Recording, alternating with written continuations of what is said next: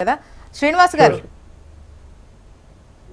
ఇప్పుడు కేసులు ఫేస్ చేస్తున్న క్రమంలో వాటిని రాజకీయ కక్షతోనే, ఇప్పుడు ఆధారాలు లేకుండా ఏం లేకుండా ఉంటే డెఫినెట్గా మీరు కడిగిన ముత్యంలానే బయటకు వస్తారు, దాంట్లో డౌట్ ఏం లేదు.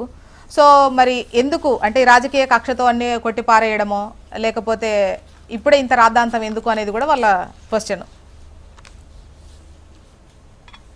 శ్రీనివాస్ గారు, మొట్టమొదట హెచ్ఎంటీవీ వీక్షకులకు మరియు అక్కడ ఉన్నటువంటి ఇద్దరు సోదరులకు కూడా నమస్తే.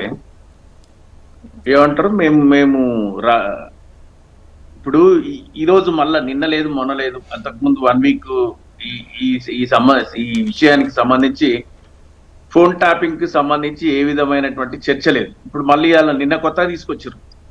ఎందుకు కేసీఆర్ గారు బయటికి రావట్లేదు అనేటువంటిది బాగా మొన్నటిదాకా ఫామ్ హౌస్ కే పరిమితమైనరు అని మాట్లాడారు. ఆయన వచ్చి తెలంగాణ భవన్ లో ప్రెస్ మీట్ పెట్టినప్పటి నుంచి మంత్రులు, ఎమ్మెల్యేలు, ముఖ్యమంత్రి ఎవరుంటే వాళ్ళు అడావుడి చేసి ప్రెస్ మీట్లు, చాట్లు, చిట్ చాట్లు ఇవన్నీ చేసి ఈరోజు మళ్ళా కొత్తగా ఏం చేస్తుండ్రు, మేము అసెంబ్లీ సమావేశాల తర్వాత హరీష్ రావు గారికి, కేసీఆర్ గారికి నోటీసులు ఇవ్వడానికి రంగం సిద్ధం చేస్తున్నాం. ఎవరు వద్దంటుండ్రు? ఎవరు ఇప్పుడు విచారణ రాజ్యాంగబద్ధంగా డెమోక్రసీలో ఉన్నప్పుడు తప్పు చేసిన వాళ్ళు శిక్షార్హులు. ఎవరైనా ఏదైనా తప్పు చేస్తే అగైన్స్ ద రూల్ వయలేషన్ చేసినప్పుడు ఎవరైనా శిక్షార్హులే. నిన్న మేమున్నాము, ఈరోజు మీరున్నారు. డెఫినెట్ గా ఇలా మీ మంత్రులు కూడా భయపడుతున్నారు, మా ఫోన్లు ట్యాప్లు అవుతున్నాయి, ఫోన్లు చేయకుర్రా నాయన అని అంటున్నారట. కాబట్టి మాకు తెలియదు, నిఘా వ్యవస్థ ప్రతి చోట ప్రతి ప్రభుత్వంలో ఉంటది. సెంట్రల్ గవర్నమెంట్ కూడా ఒప్పుకుంది. బెంగాల్లో జరుగుతున్నటువంటి ఇష్యూస్ పట్ల బీజేపీ ప్రభుత్వం కూడా ఫోన్ ట్యాపింగ్ చేసిందని బీజేపీ ప్రభుత్వమే ఒప్పుకుంది స్వయాన.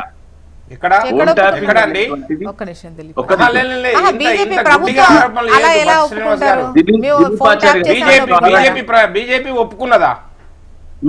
మీరు ఒక్క నిమిషం ఆగండి. ఒప్పుకున్నదా బీజేపీ? అబద్ధాలు మొత్తం ఇట్లా అలవోకగా మాట్లాడకండి శ్రీనివాస్ గారు.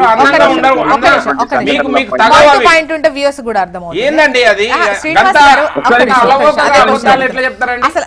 అంటే ఇప్పుడు ఆ వార్త చూసినా చూడకపోయినా ఇవన్నీ పక్కన పెడితే శ్రీనివాస్ గారు, మేము ఫోన్ ట్యాప్ చేశాము అని చెప్పేసి బీజేపీ ఒప్పుకుంటదా? Central government it is accepted by the central government.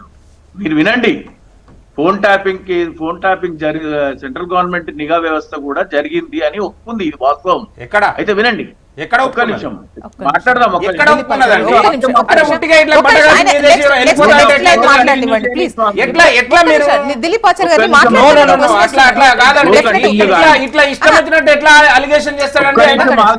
ఒప్పుకున్నదని మళ్ళీ చెప్తా ఉన్నాడు. ఇంత నిస్సిగ్గుగా మాట్లాడే వాళ్ళ దగ్గర ఏం మాట్లాడతామండి? మళ్ళీ చెప్తారు మీరు. ఎట్లా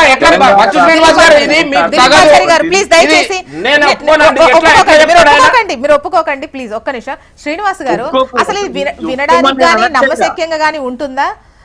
ఆ ప్రభుత్వం మేము ఫోన్ ట్యాప్ చేసామని ఒప్పుకుంటుందా? ఒప్పుకున్నదని అంత క్లియర్ గా ఎట్లా చెప్తున్నారు? దానికి సంబంధించి ఏదైనా అంటే ఒక వీడియోకు సంబంధించో, ఫలానా డేట్ కు సంబంధించో, ఫలానా వ్యక్తికి సంబంధించో ఆ నోట్ తో మీరు ఏమైనా చెప్పగలుగుతారా? ఫలానా టైంలో బీజేపీ ఫలానా నేత లేదా ఫలానా ఇన్వెస్టిగేషన్ అధికారి ఇది ఒప్పుకున్నారు, మేము ఫోన్ ట్యాప్ చేశాము బెంగాల్లో అని చెప్పేసి అది చెప్తారా? ఉత్తగానే ఓవరాల్ గా ఒప్పేసుకున్నారు అంటున్నారా? బెంగాల్లో చేసినట్టు ఇంటెలిజెన్స్ చేసినట్టు ఒప్పుకున్నారు. ఒక నిమిషం మీరు ఆగండి. తెలంగాణ గురించి మాట్లాడదాం, మళ్ళీ బెంగాల్ గురించి కూడా వద్దాం. మీరు ఒక్క నిమిషం ఆగండి. ఇప్పుడు తెలంగాణలో వీళ్ళు పదే ఫోన్ ట్యాపింగ్ చేసిండ్రు, మేము చర్యలు తీసుకుంటాం, జైలు వేస్తాం. ఇంతకుముందు ఏదో డబుల్ బెడ్రూమ్ కట్టించిందట, మరి ఎప్పుడు కట్టించారో జైల్లో నాకు తెలియదు. ఇవన్నీ వేస్ట్ మాటలు, పనికిమాలిన మాటలు మాట్లాడితే అవి ముందుకు రావు. మీరు కల్వకుంట్ల ఫ్యామిలీకి డబుల్ బెడ్రూమ్ కట్టించాం, ఏం మాట్లాడే అవన్నీ? మీరు డబుల్ బెడ్రూమ్ కట్టిస్తారు జైల్లో.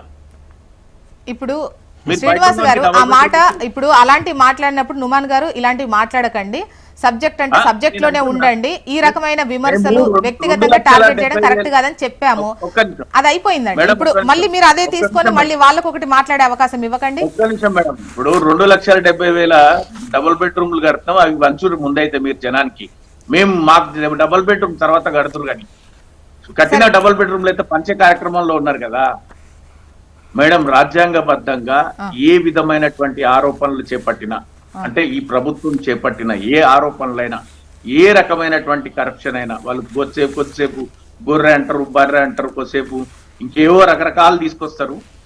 ఈ ప్రభుత్వం తీసుకొచ్చే దేనిపైనైనా ఎదుర్కోవడానికి సిద్ధంగా ఉన్నాం. ఇది చట్టపరంగా, రాజ్యాంగ పరంగా.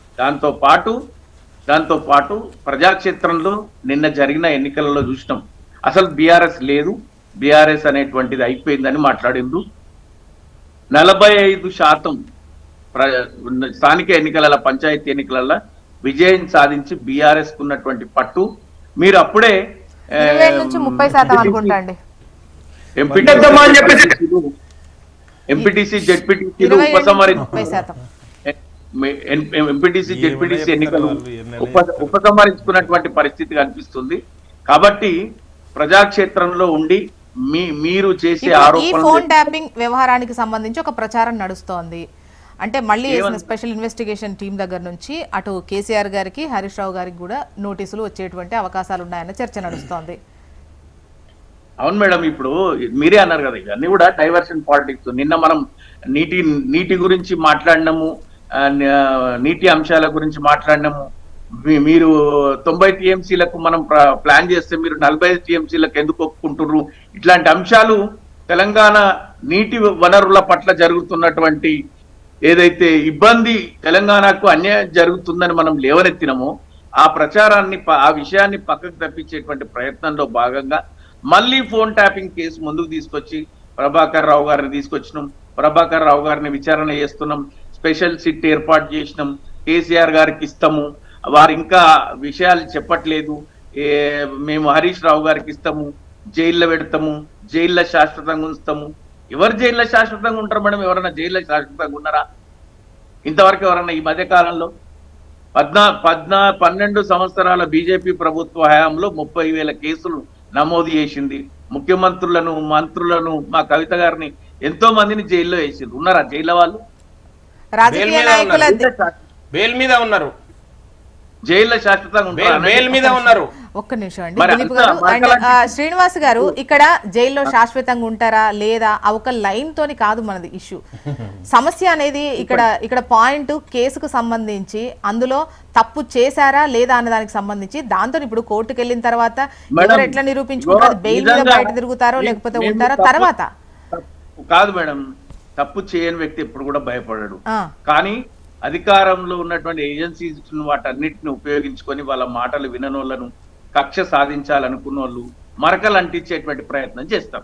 ఇది మనం చూస్తూనే ఉన్నాం కదా రెగ్యులర్ గా లాస్ట్ 10 years నుంచి. ఆ పార్టీలకు పోతే ఆ పార్టీ నిజంగా బీజేపీ లాంటి వాళ్ళు ఏంటంటే ఆ పార్టీలో జాయిన్ అయితే అంత ఫ్రీ అయిపోతుంది. కాంగ్రెస్ కు మాకే యుద్ధం కాబట్టి తెలంగాణలో వీలైనంత వరకు మమ్మల్ని డ్యామేజ్ చేయాలనేటువంటి ఆలోచనతోని కాంగ్రెస్ ప్రభుత్వం చేస్తున్నటువంటి ఈ రాజకీయ కుట్రలను ఎదుర్కోవడానికి మేము సిద్ధంగా ఉన్నాం.